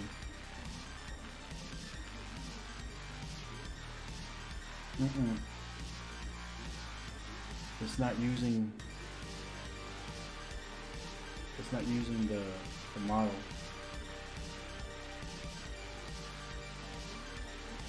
Let's see here.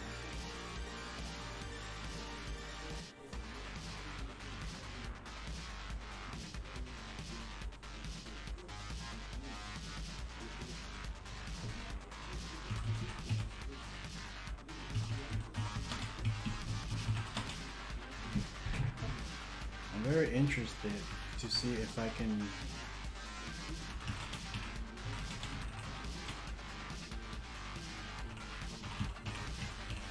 can do this in a hand-drawn sketch style.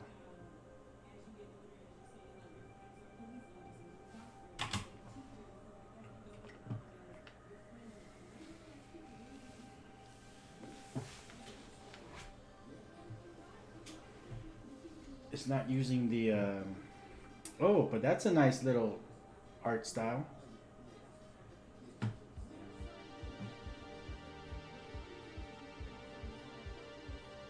Let's see. What is this? Okay, so this is the thing that would allow me to bring in a virtual camera from iClone and just bring it in here without having to render an actual image. That could be handy.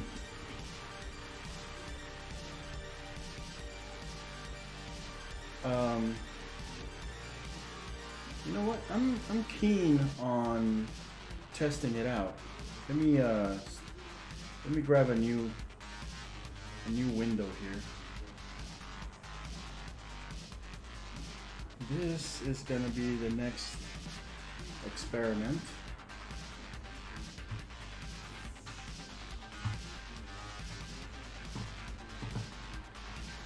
I wonder if I can hack the virtual camera in OBS. See if I can remember how to do this.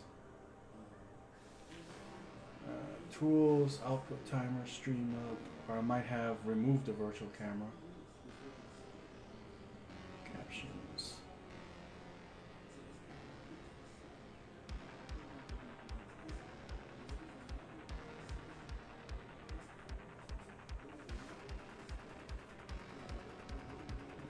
Let's see here. Let's do a Google search.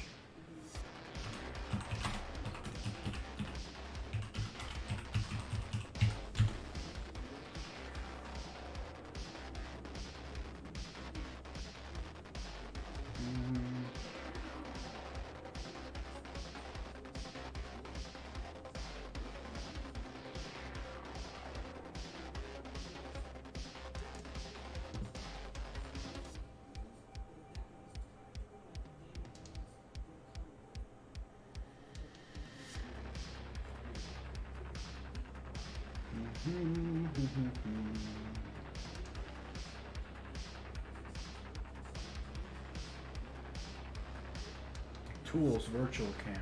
Okay. Tools. Yeah, I don't have that. I think I have it disabled. Oh well.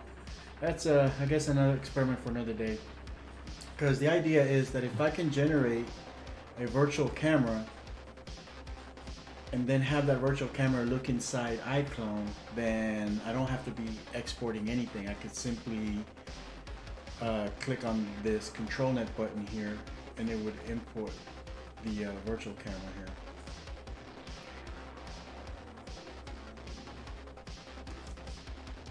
I don't have an actual virtual camera set up.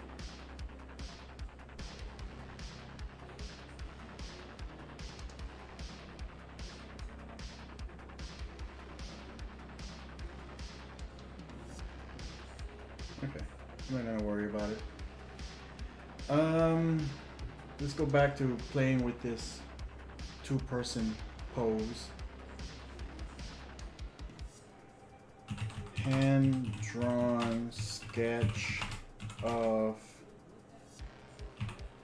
two men fighting.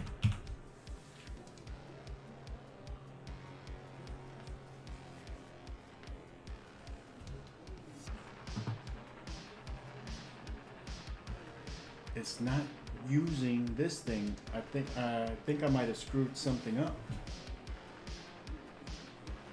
Oh fuck! Of course it didn't. I need to actually select this. Man, I need to get my shit together, huh?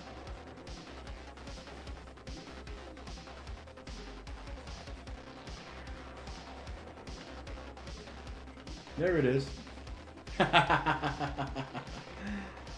Holy crap.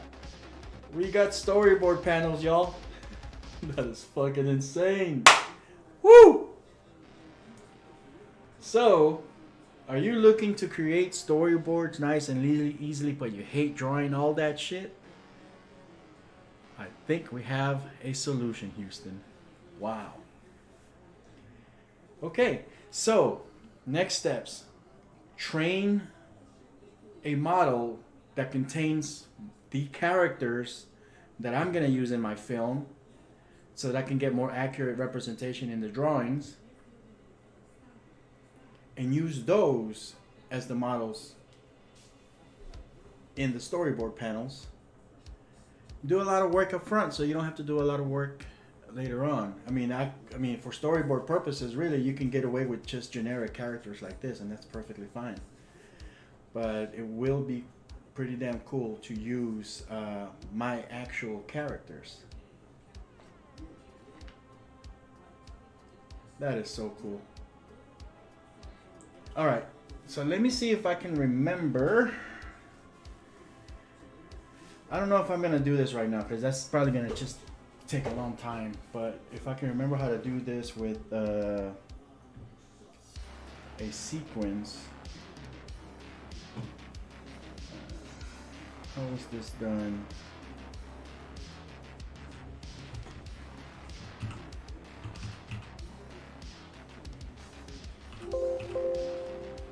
They could use it something called the form.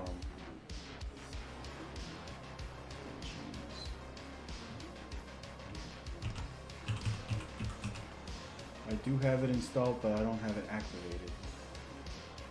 All right.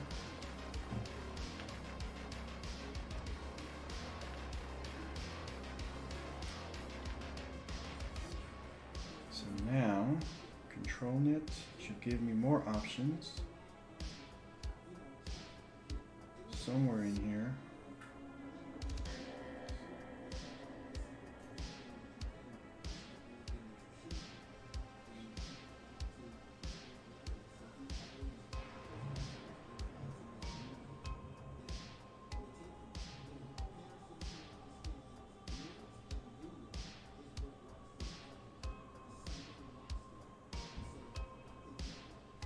Okay, I don't know what that is. There's a lot of stuff to learn, y'all. Let's see. Asymmetric tiling.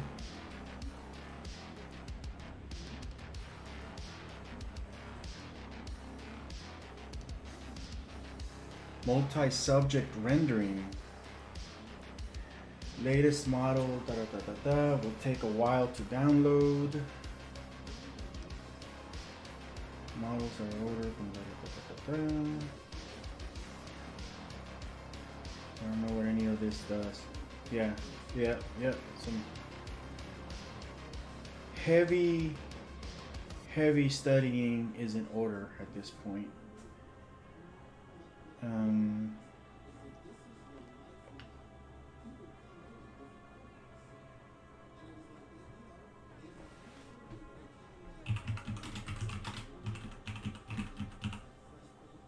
Let's see what that does.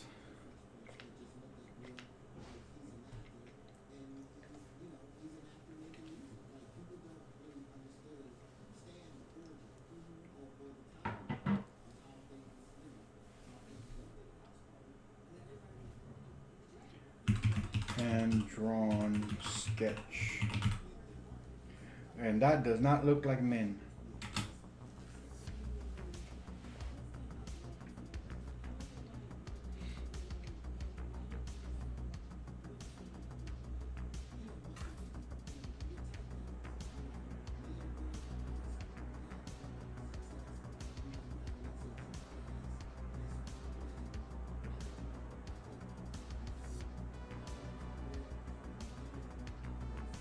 What is it doing?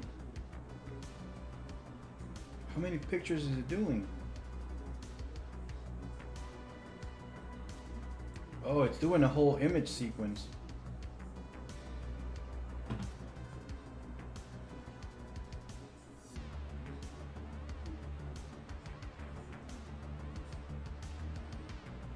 So basically, whatever I did, it's generating an entire sequence of images.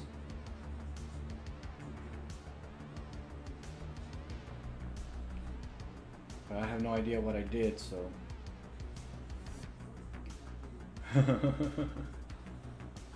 Very interesting stuff.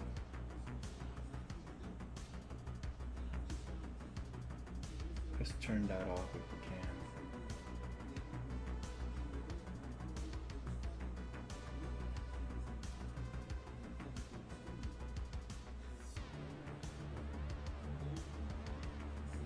Anti-burn.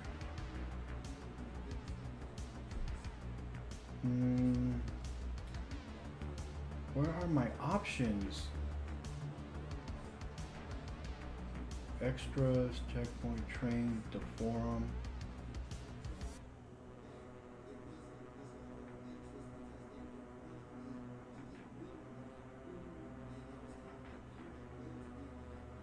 Keyframes, prompts, control net.